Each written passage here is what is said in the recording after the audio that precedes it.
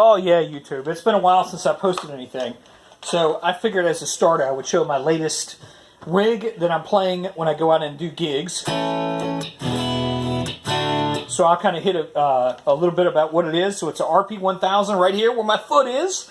And then I have a small pedal board on the, two of them are before the RP1000. The other two are on the effects loop. So what I've got here is a Boneshaker Distortion pedal in front to help me add a little grit to things, especially when I've got single coil pickups.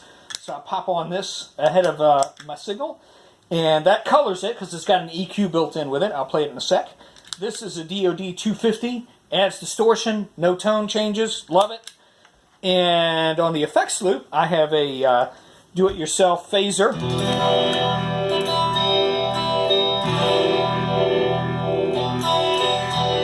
So I can pop that in and out from the loop.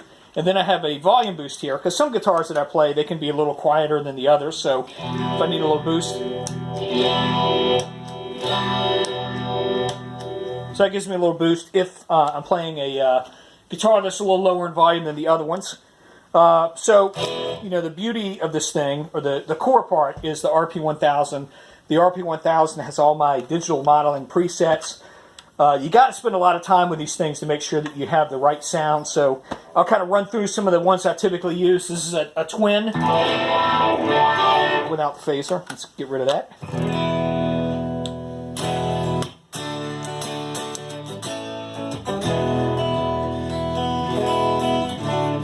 Oh, and I almost forgot. I have my looper control pedal here. So I'll show you how that works with the RP1000. This is a cool little tool.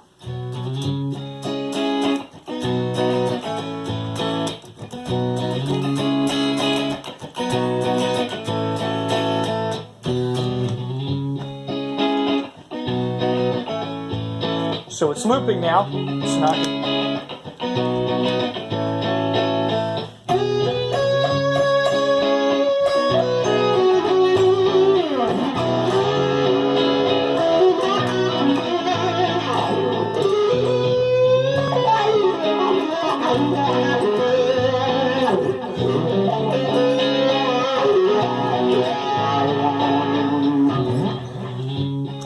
So that's pretty cool. Some of the songs that we do, I play in a trio instrumentally, so I'm filling a lot of parts if it's beyond a guitar, bass, and drum kind of band, so I'll do a lot of things with the looper. All right.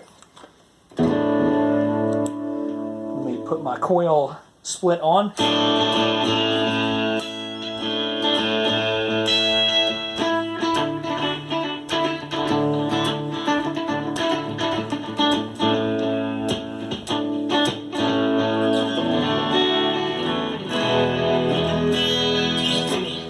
So one thing that I do, and I probably talked about this in other videos, I have a bass sound that I use. This is a 68 plexi, you know, a Marshall. And I typically use that for the rhythm stuff, but when it's time for a solo with that, right beside it, so we got 6 and then 7 is my lead sound. So it's the same sound, but I punch it up a little bit with a little more distortion and compression and delay. So if you got, let's say you're you know, slamming away on your D chord here.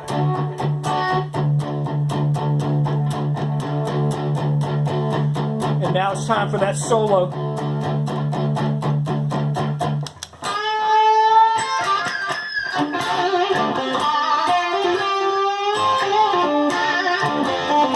And let's say I want a little bit more chunk on that one.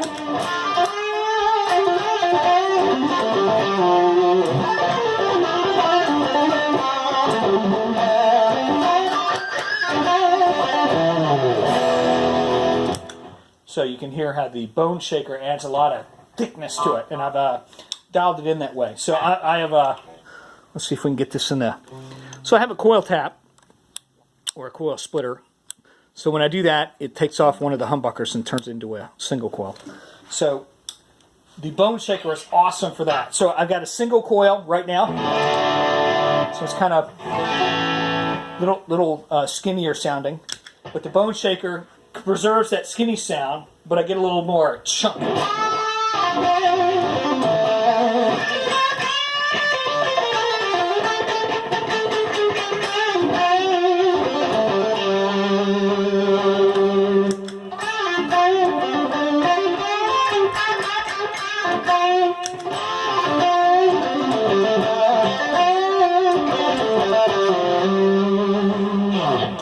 So hopefully you caught that. And here's a little difference. So a single coil. I'm going to click to the humbucker. So there's my humbucker. That's an E. So if I need like a little bit more chunk, depending on what song we're playing, I'll kick in the DoD 250. Without it. With it.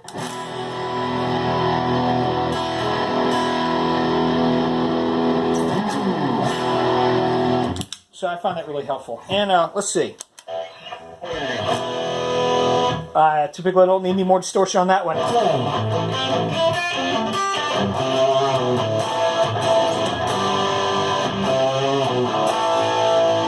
So you probably recognize that sound as well as that riff. So let's kick in the phaser so you hear what that sounds like.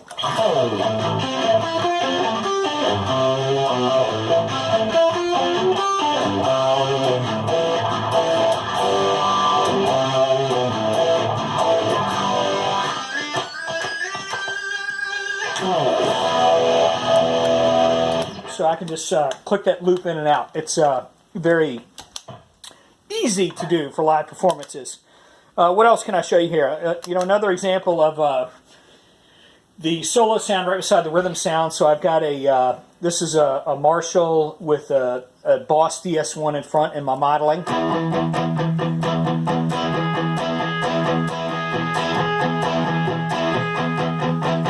And then 14.